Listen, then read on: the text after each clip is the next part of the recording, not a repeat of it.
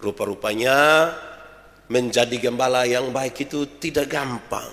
Melihat hal-hal yang disampaikan, catatan ini lebih lagi, bahkan gembala yang baik itu tidak pernah tidur karena domba-dombanya.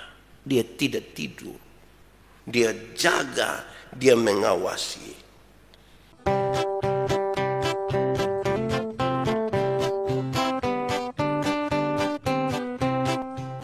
Bapak Ibu Saudara-saudara, mari kita berdoa untuk pemberitaan firman Tuhan. Mari kita berdoa. Ya Tuhan Allah, kami mohon kepadamu, arahkanlah hati dan pikiran kami pada pemberitaan firman saat ini. Sebab siapa kami ini Tuhan, kami orang-orang berdosa. Kami terbatas dalam segala sesuatu, dan karena itu sungguh tidak mungkin bagi kami untuk mengerti firman-Mu, kecuali kalau Tuhan menolong kami. Oleh kuat kuasa Roh Kudus-Mu kami mohon. Hari ini kami sungguh-sungguh dimampukan, bukan saja untuk mengerti firman Tuhan, tapi lebih dari itu kami dimampukan menjadi pelaku-pelaku firman-Mu. Berkati setiap hati yang sungguh disiapkan untuk pemberitaan ini. Tolong jauhkan semua penggoda pencobaan. Biar dalam damai sejahtera-Mu kami belajar firman Tuhan. Kami rindu pada firman-Mu. Berfirmanlah bagi kami Tuhan. Dalam nama Yesus, firman yang hidup itu kami berdoa. Amin. Bapak Ibu Saudara-saudara, di kesempatan hari ini, tema yang ditetapkan oleh Majelis Sinode adalah gembala yang baik. Pembacaannya terambil dari Injil Yohanes pasal 10 ayat 1 sampai ayat yang ke-21. Injil Yohanes pasal 10 ayat 1 sampai ayat yang ke-21, firman Tuhan berkata demikian. Gembala yang baik, aku berkata kepadamu, sesungguhnya siapa yang masuk ke dalam kandang domba dengan tidak melalui pintu, tetapi dengan memanjat tembok, ia adalah seorang pencuri dan seorang perampok. Tetapi siapa yang masuk melalui pintu, ia adalah gembala domba. Untuk dia penjaga membuka pintu, dan domba-domba mendengarkan suaranya. Dan ia memanggil domba-dombanya masing-masing menurut namanya dan menuntunnya keluar. Jika semua dombanya telah dibawanya keluar, ia berjalan di depan mereka, dan domba-domba itu mengikuti dia karena mereka mengenal suaranya. Tetapi seorang asing pasti tidak mereka ikuti, malah mereka lari daripadanya, karena suara orang-orang asing tidak mereka kenal. Itulah yang dikatakan Yesus dalam perumpamaan kepada mereka, tetapi mereka tidak mengerti apa maksudnya ia berkata demikian kepada mereka. Maka kata Yesus sekali lagi, aku berkata kepadamu, sesungguhnya akulah pintu ke domba-domba itu. Semua orang yang datang sebelum aku adalah pencuri dan perampok, dan domba-domba itu tidak mendengarkan mereka. Akulah pintu. Barang siapa masuk melalui aku, ia akan selamat, dan ia akan masuk dan keluar dan menemukan padang rumput. Pencuri datang hanya untuk mencuri dan membunuh dan membinasakan. Aku datang supaya mereka mempunyai hidup dan mempunyainya dalam segala kelimpahan. Akulah gembala yang baik. Gembala yang baik memberikan nyawanya bagi domba-dombanya. Sedangkan seorang upahan yang bukan gembala dan yang bukan pemilik domba-domba itu sendiri, ketika melihat serigala datang, meninggalkan domba-domba itu lalu lari, sehingga serigala itu menerkam dan mencerai-beraikan domba-domba itu. Ia lari karena ia seorang upahan dan tidak memperhatikan domba-domba itu. Akulah gembala yang baik, dan aku mengenal domba-dombaku, dan domba-dombaku mengenal aku. Sama seperti Bapa mengenal aku dan aku mengenal Bapa, dan aku memberikan nyawaku bagi domba-dombaku. Ada lagi padaku domba-domba lain yang bukan dari kandang ini. Domba-domba itu harus kutuntun juga, dan mereka akan mendengarkan suaraku, dan mereka akan menjadi satu kawanan dengan satu gembala. Bapa mengasihi aku, Oleh karena aku memberikan nyawaku untuk menerimanya kembali. Tidak seorang pun mengambilnya daripadaku, melainkan aku memberikannya menurut kehendakku sendiri. Aku berkuasa memberikannya dan berkuasa mengambilnya kembali. Inilah tugas yang kuterima dari Bapakku. Maka timbullah pula pertentangan di antara orang-orang Yahudi karena perkataan itu. Banyak di antara mereka berkata, ia kerasukan setan dan gila. Mengapa kamu mendengarkan dia? Yang lain berkata, itu bukan perkataan orang yang kerasukan setan. Dapatkah setan melemahkan mata orang-orang buta? Demikian firman Tuhan. Berbahagia setiap orang yang mendengar firman, memelihara dan melakukan dalam hidup setiap hari. Bapak Ibu saudara-saudara, shalom. Sekali lagi shalom. Gembala yang baik. Siapakah gembala yang baik? Tuhan Yesus. Tuhan Yesus adalah gembala yang baik. Siapakah domba-dombanya? Domba-dombanya adalah manusia. Kita domba, Tuhan Yesus adalah gembala yang baik. Jangan ada upaya dari manusia yang adalah domba untuk ganti gembala. Saya ingat ada kisah Alkisah. Nasruddin bersiara, berjalan melewati padang pasir. Di waktu malam sangat dingin sekali. Di saat dingin itu dia buka tenda dan tidur. Dia bersama dengan untanya. Dia tidur di dalam, untanya tidur di luar. Malam semakin larut dan dingin semakin menusuk. Unta mungkin rasa dingin. Dia bilang kepada Nasruddin, Tuhan, bisa geser kok. Kenapa? Saya dingin. Jadi saya juga bisa masuk sedikit. Tidak bisa. Kamu kan binatang, masa mau tidur sama saya Tuhan? Kamu di luar saja. Dia ikut. Tapi malam semakin dingin. Unta ini kembali bilang, Tuhan, izinkan saya. Kalau memang Tuhan tidak mau saya masuk, biarkan saya punya kepala saja yang masuk di dalam. Tidak apa-apa. Nasruddin bilang, tidak bisa. Masa saya tidur dengan kepala binatang? Oke. Dia tidur lagi. Malam semakin larut dan dingin. Tidak tahan unta ini, dia bilang, Tuhan, kasih kesempatan saya. Biar saya pun mulut saja yang masuk, tidak apa-apa. Yang penting saya bisa sedikit dapat kehangatan. Mungkin dia kasihan sama untanya. Dia bilang, boleh. Tapi ingat, hanya mulut saja yang masuk. Sepakatlah. Tidur. Beberapa jam kemudian Nasruddin merasa dingin sekali. Dia coba buka mata, dia lihat. Ternyata dia di luar tenda. Dia punya unta yang di dalam tenda. Memang saya kira ini kisah. Mau saya sampaikan buat kita.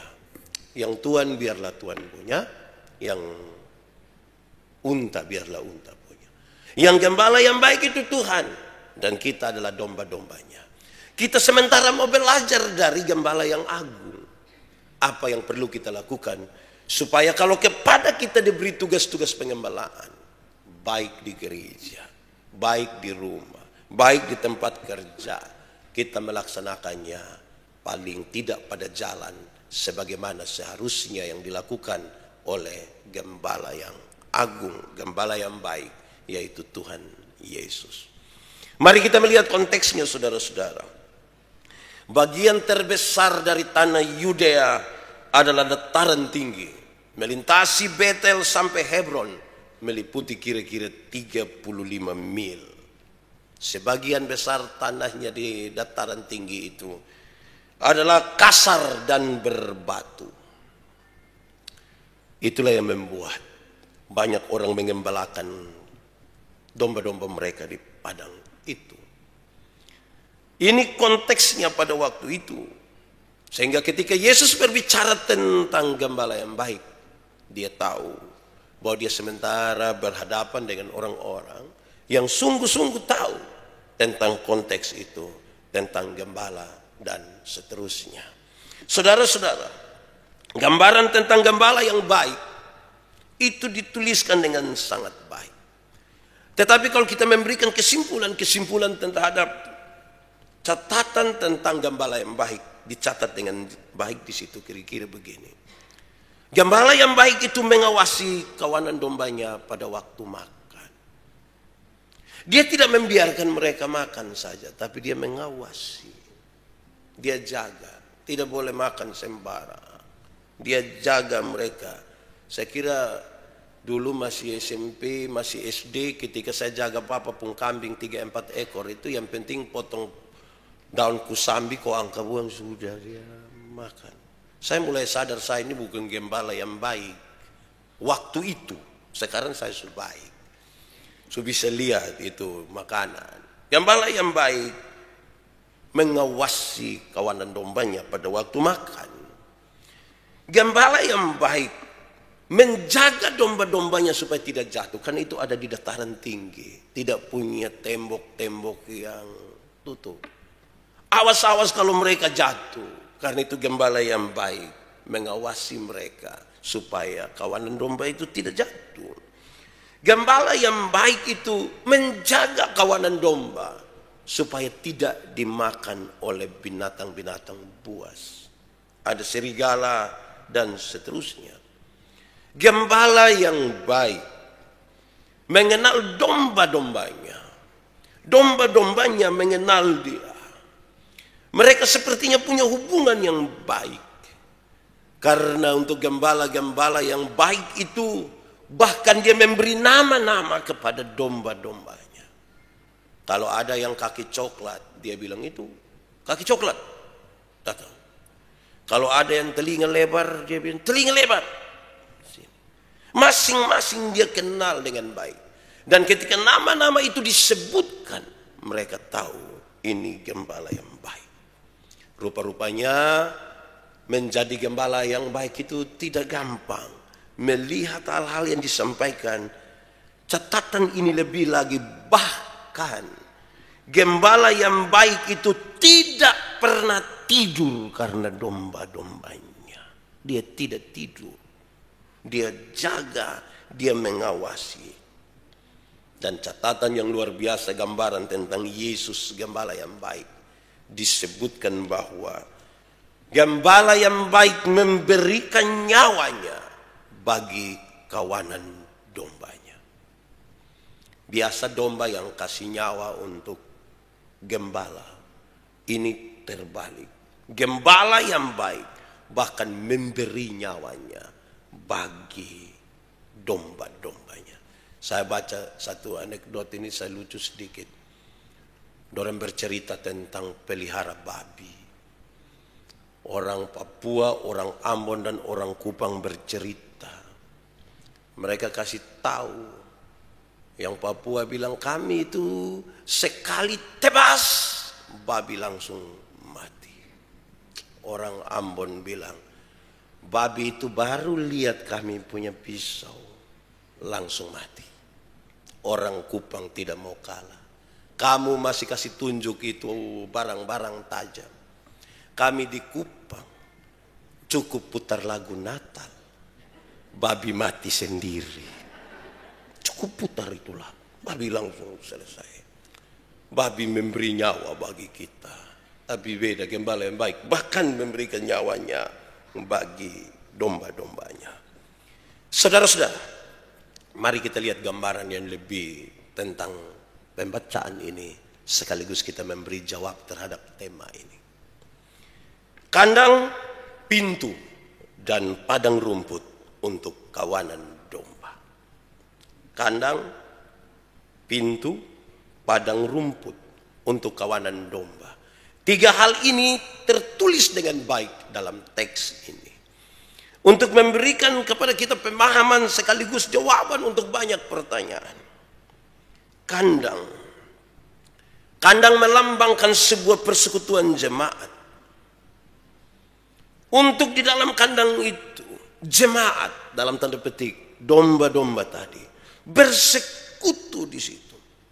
Bahkan bagi mereka yang di luar kandang sekalipun Tuhan menuntun mereka supaya punya satu kawanan dan punya satu gembala. Terlalu luar biasa gambaran ini. Bahwa gembala yang baik itu sangat memperhatikan persekutuan. Kandang di mana domba-dombanya. Betapa pentingnya persekutuan itu bagi seorang gembala yang baik. Karena itu seorang gembala yang baik tentunya tidak boleh membawa perpecahan. Belajar dari gembala yang baik itu menjaga persekutuan. Supaya persekutuan itu betul-betul tetap utuh. Karena apa? Karena gembala yang baik, dia tahu dan menyiapkan kandang itu bagi persekutuan. Yang di luar kandang saja dia tuntun menurut pembacaan tadi. Supaya menjadi satu persekutuan. Supaya mempunyai satu gembala. Lalu bagaimana mereka yang di dalam kandang? Mestinya harus lebih lagi. Karena gembala yang baik menginginkan itu. Pintu. Akulah pintu, kata Yesus. Pintu ini sebuah jalan masuk. Ketika Yesus menyebut dirinya pintu, pesan yang ingin disampaikan kepada pendengar, kepada semua orang termasuk saya dan saudara, bahwa pintu yaitu Yesus Kristus itu adalah jalan pendamaian. Jalan pendamaian, jalan penuh kasih, dan jalan penuh kehidupan. Melalui jalan itu, melalui pintu itu, manusia, domba-domba tadi, sementara menuju kepada Allah. Akulah pintu yang penuh pendamaian, kasih, sekaligus juga kehidupan. Supaya mereka yang masuk melalui pintu itu, mereka sementara menuju kepada Allah. Sebab apa, saudara-saudara? Sebab orang-orang, banyak pemimpin-pemimpin yang datang sebelum Yesus, mereka mengaku diutus oleh Tuhan. Tetapi mereka tidak menggunakan cara-cara dan jalan-jalan yang Tuhan inginkan. Tidak ada pendamaian. Tidak ada kasih. Tidak ada kehidupan. Mereka justru menggunakan cara-cara yang tidak elok. Mereka mencintai perang. Mereka mencintai pembunuhan, pembantaian, bahkan membantai orang-orang yang mereka kenal. Untuk apa? Untuk sebuah iming-iming terhadap masa depan yang penuh dengan keemasan. Mereka mengaku diutus oleh Tuhan, beriman kepada Tuhan, tapi tidak pakai cara yang Tuhan mau. Mereka menyebut dirinya gembala, tapi tidak menggunakan cara-cara sebagai gembala yang baik. Mereka menggunakan kekerasan, mereka cinta perang, mereka membantai, mereka menghancurkan, mereka membunuh. Yesus menyebutkan mereka itu adalah pencuri dan perampok. Karena itu Yesus bilang, akulah pintu. Supaya domba-dombaku yang masuk keluar ini, mereka jalan pada jalan pendamaian. Mereka jalan pada jalan penuh kasih. Dan jalan yang penuh dengan kehidupan. Kita bisa ukur sekarang. Kita ada pada pintu yang benar. Atau justru pada pintu yang salah. Hati dan pikiran kita terisi dengan hal-hal yang ingin menghancurkan atau memperbaiki. Yang penuh dendam atau cinta kasih. Itu menunjukkan kita sementara digembalakan oleh pemimpin seperti apa? Gembala seperti apa? Atau kita justru menjadi domba yang sesat. Saudara-saudara, padang rumput. Padang rumput itu digambarkan sebagai tempat di mana ada kehidupan. Domba-domba itu dirawat. Domba-domba itu diberkati, bahkan berkelimpahan. Melalui pintu itu, domba-domba itu akan pergi ke padang itu, mengikut gembalanya, makan di situ, minum di situ dengan sukacita pada mata air kehidupan. Saudara-saudara, Kalau itu pernyataannya, maka saya kira pengakuan ini penting. Bahwa hanya di dalam Tuhan Yesus dunia ini bisa disatukan. Saya ulangi. Hanya di dalam Tuhan Yesus dunia ini bisa disatukan. Menjadi satu kawanan dan menjadi satu gembala saja. Hanya di dalam Tuhan Yesus. Tidak di dalam nama lain. Hanya di dalam nama Tuhan Yesus. Supaya saya gembala atau siapapun gembala yang datang di dalam nama Tuhan Yesus gembala yang agung, dia datang untuk mempersekutukan, untuk membuat semua yang hancur menjadi satu. Ini bukan hanya pesan persekutuan berjemaat, ini sekaligus juga menjadi pesan dalam persekutuan-persekutuan, dalam relasi-relasi pribadi dan keluarga. Rumah tangga juga sama. Para pemimpin dalam rumah tangga, bapak-bapak, ibu-ibu, yang bercontoh kepada gembala yang baik. Hanya di dalam nama Yesus itu kita bisa menjadi satu. Bukan saja ketika kita menikah kita dua menjadi satu. Tetapi ketika kita punya masalah dan akan menghancurkan persekutuan kita sebagai suami istri, sebagai keluarga. Hanya di dalam nama Yesus itu kita bisa menjadi satu. Tidak bisa di dalam nama RT 004. Tidak bisa di dalam nama polisi atau polsek mana. Hanya di dalam nama Yesus kita bisa menjadi satu. Jadi kalau saudara ada sementara berkelahi suami istri, ipar-ipar, mama mantu, bapak mantu dari Oinlasi, saudara mesti ingat dulu pengakuan kita di hadapan Tuhan. Hanya di dalam nama Yesus kita bisa satu. Amin. Kedua, Tuhan Yesus menunjukkan sekali. Sebagai gembala yang baik, Tuhan Yesus menunjukkan seluruh eksistensi dirinya dalam ketaatan terhadap Allah. Bahkan taat sampai mati. Gembala yang baik itu menunjukkan sebuah ketaatan yang luar biasa. Taat sampai mati. Walaupun hati kecilnya berkata sesuatu, Tuhan, jikalau mungkin ambil cawan ini daripadaku. Tapi jangan menurut kehendakku, jadilah menurut kehendakmu. Taat, bahkan taat sampai mati. Terlalu luar biasa gembala yang baik ini. Dan yang ketiga, saudara-saudara, Tuhan Yesus gembala yang baik itu melihat salib sebagai sesuatu yang pasti.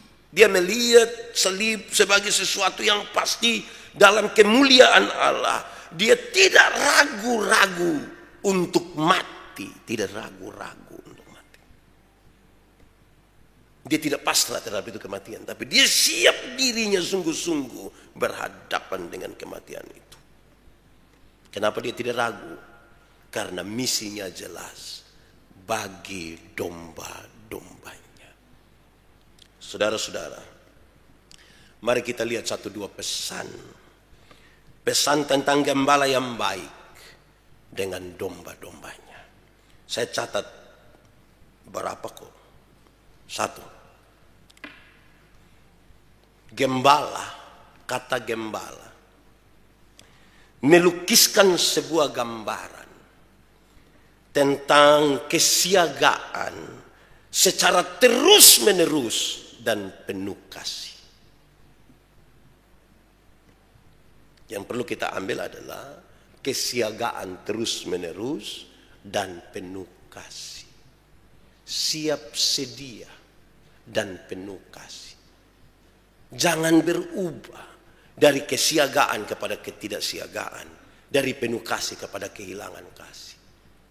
Saya punya teman, anak-anak dalam tim saya, ada satu persiapan mau nikah. Dia minta saya jadi bapak saksi. Pulang dari saya kadang-kadang jam 2 pagi. Terus dia bilang pagi-pagi harus antar Nona ini ke kantor. Saya bilang semoga tetap terus kawan Karena kemungkinan besar ini belum nikah. Maka engkau siaga ini memang terlalu. Siaga 1 atau mungkin siaga setengah. Saya tunggu waktu nikah.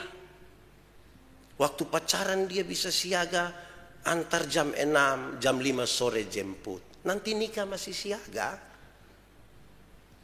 Nanti nikah dia mulai pakai 2 hal. Pertama bilang sibuk. Kedua dia beli motor 1 kasih istri. Kok itu sudah ada motor? Manja. Awas jangan berubah dari siaga ke tidak. Saya lihat ini suami-suami dong ini siaga betul ini. Sia-sia. Tidak ini betul siaga. Gembala itu melukiskan sebuah gambaran tentang kesiagaan. Terus menerus, bukan sesekali. Penuh kasih. Kadang-kadang kita jaga, kita siaga, tapi kita pun siaga itu tidak penuh kasih. Siaga apa kok bibir panjang mati.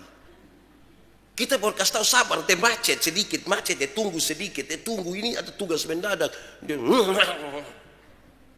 Itu bukan penuh kasih, itu penuh amarah, penuh dendam.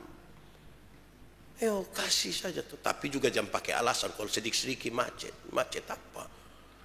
Kedua, saudara-saudara, dalam kebaikan seorang gembala yang baik. Dalam kebaikan seorang gembala ada sejumlah hal yang membuat dia menjadi lebih indah. Dalam kebaikan itu ada sesuatu hal yang membuat dia menjadi lebih indah. Saya pakai contoh saja. Saya suka dengar sebuah anak-anak bercerita tentang guru-guru di sekolah. Dong punya gambaran sendiri. Boy, kalau ini guru sadis. Ini guru terlalu baik. Saya rasa jemaah juga omong begitu. Pendeta yang ini, yang itu. Apa sih sesungguhnya yang ada di dalam? Kadang-kadang kita bilang, kalau dokter yang ini terlalu mantap, yang ini kurang sedikit. Apa sih yang sesungguhnya menjadikan dia lebih indah? Jawabannya adalah bukan sekedar kepatutannya, bukan sekedar apa yang menjadi tugasnya. Maksudnya begini, pendeta bukan sekedar datang pelayanan terus selesai, itu belum indah. Dia akan jadi indah kalau habis pelayanan masih batogor sedikit, salam. Kaget-kaget dia tanya, salam. Iya Bapak, salam. Karena mana? Sumakan siang kok. Kenapa? Saya mau merapat ini. Itu juga kekurang baik. Tapi ada tambahan yang membuat ini relasi menjadi lebih indah. Jangan sekedar jalankan tugas. Kadang-kadang saya berpikir banyak dari kita dalam tugas hanya sekedar menjalankan tugas. Kalau pulang sejam 1 siang, habis jam kantor, dia merasa tidak perlu lagi diganggu. Tidak boleh, karena sudah selesai. Lebih dari itu catatannya mesti lemburu.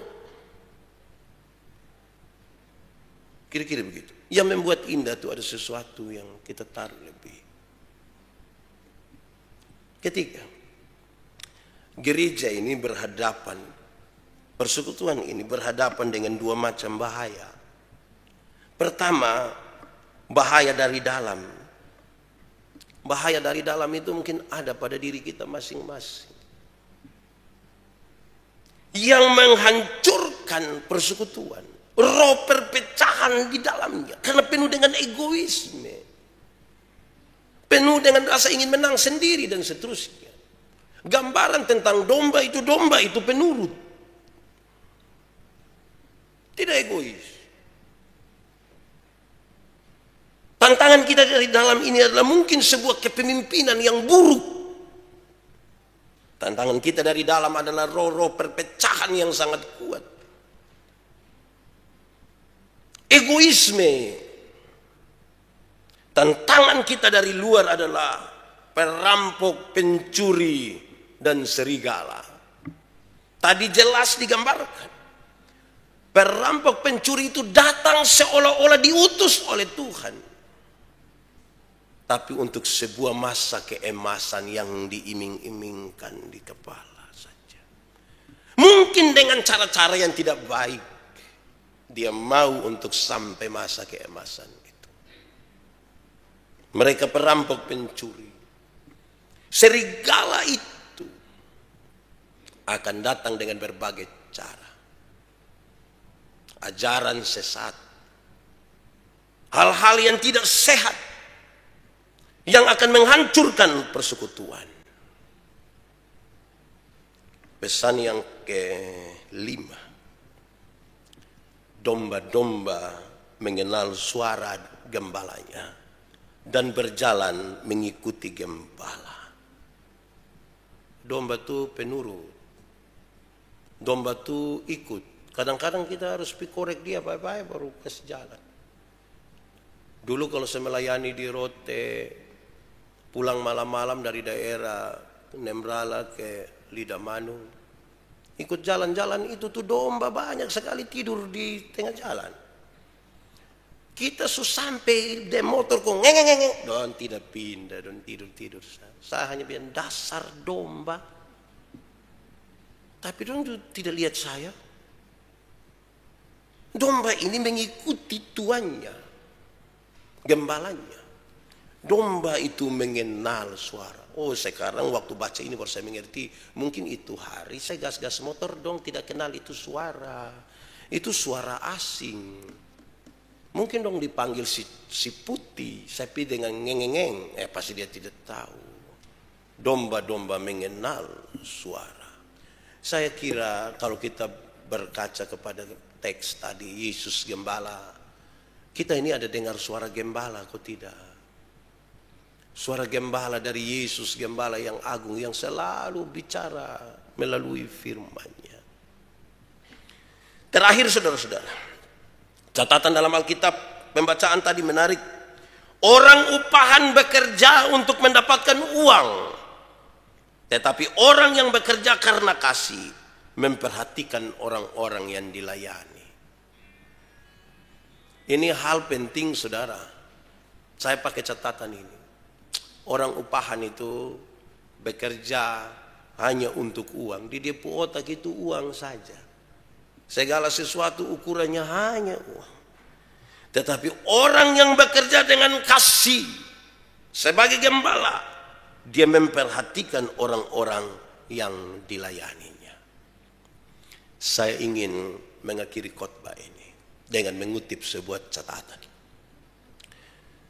Antara pekerjaan dan pelayanan. Pelayanan ini bukan soal pelayanan keagamaan. Ini pelayanan di kantor, di rumah, di toko, di mana-mana.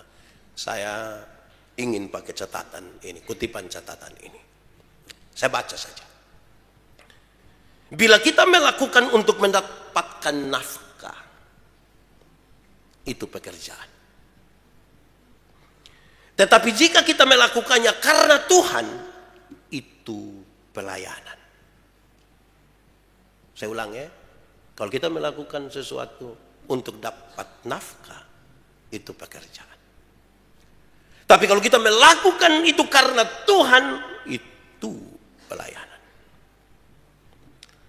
Bila kita memilih keluar karena ada yang mengkritik kita, itu pekerjaan. Tetapi jika kita terus bekerja sekalipun dikritik sehabis-habisnya, itu pelayanan. Jadi kalau kita kerja-kerja kok orang kritik, kok kita bilang persetan dong, itu pekerjaan. Tapi kalau orang kritik terus tapi kita tetap mau pelayanan, itu namanya pelayanan. Bila kita berhenti bekerja karena tidak ada yang berterima kasih kepada kita, oh, itu pekerjaan. Tapi bila kita terus bekerja, walaupun tidak ada orang yang mengenal kita sekalipun, itu pelayanan. Saya ulangi, kalau kita bekerja, kalau kita berhenti bekerja hanya karena kerja-kerja, orang tidak pernah terima kasih sama kita, itu pekerjaan saja. Tetapi kita terus bekerja sekalipun orang tidak pernah mengenal kita. Itu pelayanan. Bila kita merasa semakin sulit untuk menikmati apa yang kita kerjakan, itu pekerjaan. Tetapi bila kita merasa semakin sulit untuk tidak menikmatinya, itu pelayanan. Kerja kok sulit menikmati, oh itu pekerjaan saja. Tetapi kalau kita merasa semakin sulit untuk tidak menikmati, karena kita mau terus menikmati, itu pelayanan. Bila yang kita pikirkan itu adalah kesuksesan, itu pekerjaan. Tetapi bila yang kita pikirkan itu adalah kesetiaan, sampai kapanpun, itu pelayanan. Jadi kalau kita hanya pikir di sini sukses, itu baru pekerjaan. Tapi kalau kita setia, itu pelayanan. Gereja, kantor, toko-toko, perusahaan yang biasa-biasa saja akan dipenuhi oleh orang-orang yang bekerja. Tetapi gereja, kantor, toko, perusahaan yang luar biasa dipenuhi oleh orang-orang yang melayani. Kita tunduk kepala di hadapan Tuhan. Kita angkat hati kita kepadanya. Mari kita berdoa. Tuhan Yesus, Gembala yang baik, terima kasih banyak. Tuhan sudah menolong kami. Lewat firman-Mu untuk kami memahami sejumlah hal. Untuk kami memahami apakah kami melayani atau kami hanya sekedar bekerja. Terima kasih kami memahami untuk kami belajar dari Gembala Agung itu. Patrikanlah firman-Mu dalam hidup kami dan tolonglah kami. Dalam nama Yesus kami berdoa. Amin.